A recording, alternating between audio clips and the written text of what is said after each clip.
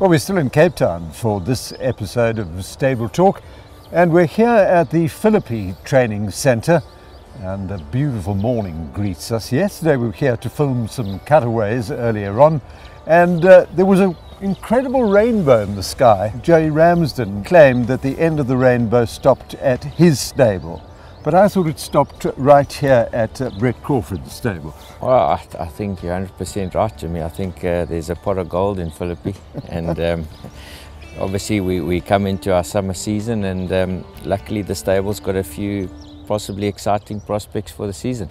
Take us back to where it all started, and I think you were as young as 17, if I remember rightly. I rode work as a kid for many years, as I think a lot of the guys in the industry do, and worked grooming horse and that was in Zimbabwe. Yes, starting right at the bottom.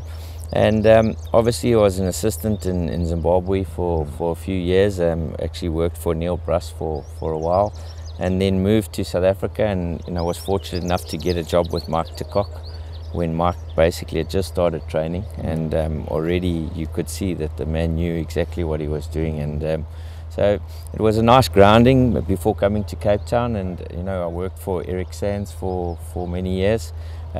Worked with a very good horse, Flow by You. He was probably the first really good horse that I ever had the chance to work with. And then obviously moved on to Uncle Den and Jill. They've been big role models in my life, and they've helped me a lot, and we had some really good horses whilst I was with Dennis. So Brett, it was at the time that you were with Dennis that you got the offer from Sabina Platinum, and was Dennis encouraging as far as the move was concerned? Dennis and Jill were the first ones to crack the champagne and have a celebration, and I must say, in my very first season of training, I was blessed to be handed a filly called Laissez-Faire, who ended up winning 5 out of 6 races for me in that season. Laissez-Faire and Slovini, it's going to be close as they get to the line, desperately close. Perhaps Slovenia's short head over Laissez-Faire. And All Will Be Well coming home strongly to hit the front. All Will Be Well, Laissez-Faire's flying on her outside. They get to the line, a close call. Laissez-Faire on the grandstand side in a cracker. Laissez-Faire's being made to work. Park Lane's grabbing with Sleek Brashy. They get to the line. Laissez-Faire's done it. Sabina was buying a lot of very good horses in Australia, and you did have fillies that were out of the top drawer from that part of the world. No, that's right. I mean, we ended up getting a filly called Bad Girl Runs, who won the Fillies Guineas and the Paddock Stakes. She actually beat Ella de Vittoria in the Paddock Stakes, and she was out of a mare that Sabina had bought a Sadler's Wells mare.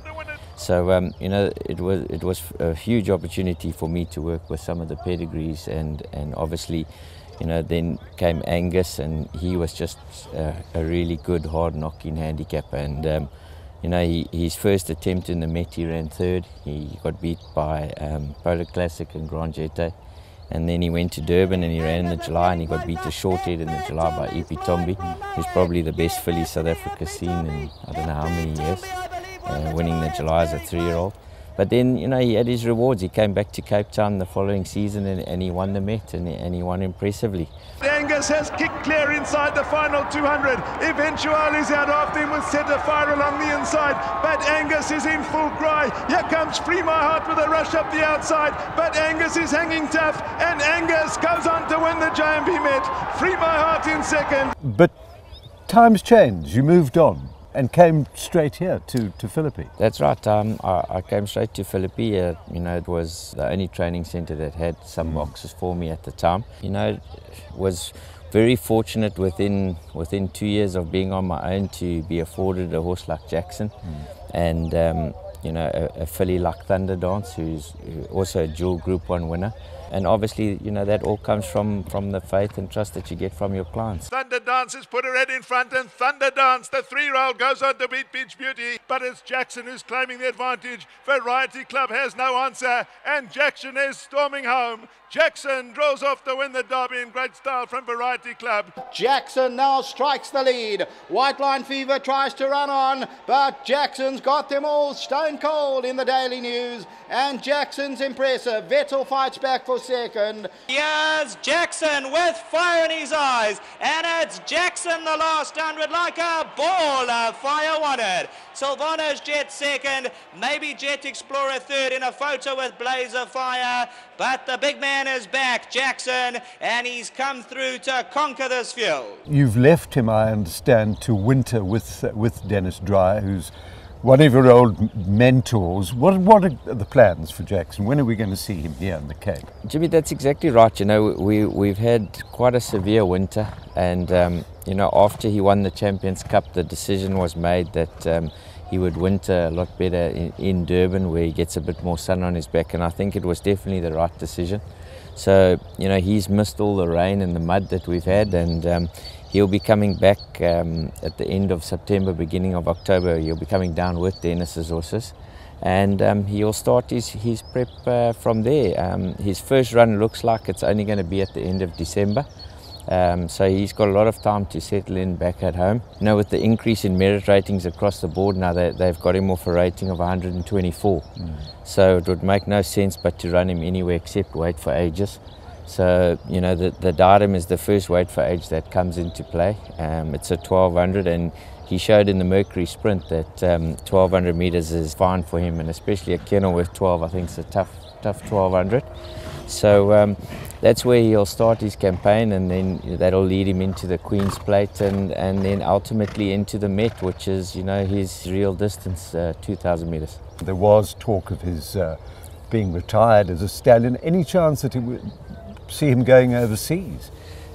Jimmy, look, to be honest, he's definitely going to be placed as a stallion. You know, I think a horse as good as him, with a pedigree that he's got and a race record that he's got, and spectacular conformation. Well, exactly. I mean, you know, anyone who sees him in the parade ring always compliment on what a beautiful horse he is. So he deserves his place at stud, and obviously it'll be the jewel in the crown if we can pick up one or two more Group 1 races in the Cape Summer season. Your strings, how strong in size-wise?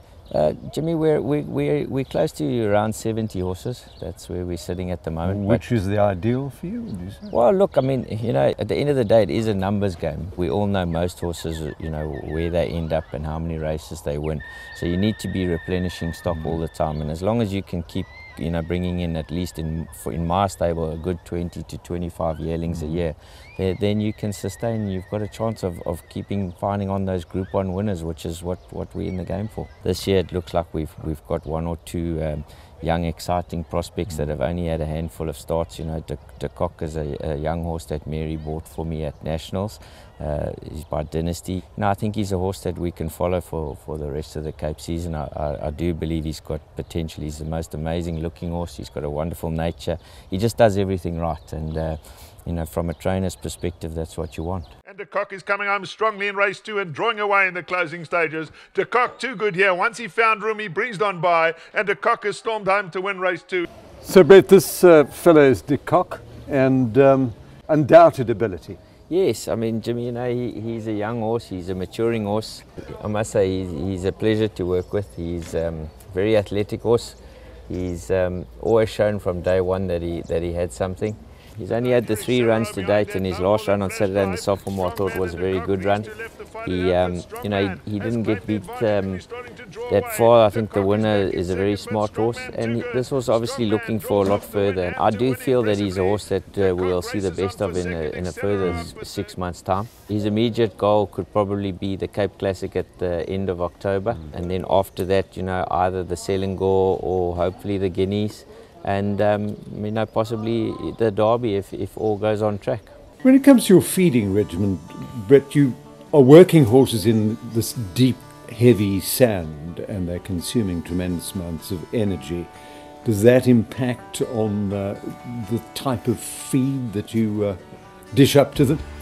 Jimmy, I think you're 100% correct. I think every province is probably a little bit different. In Cape Town, we do work on a much heavier surface than the rest of the country, and we do work our horses a little bit shorter. So I think for me, I do monitor the feed very carefully. We make sure we've got a good balance between protein and energy. You know, every horse is also an individual, so it's important to look at them and treat them accordingly. Some of them might not be a fade to a high protein, they might need more energy, and vice versa. A warm horse, you might want to lower the energy.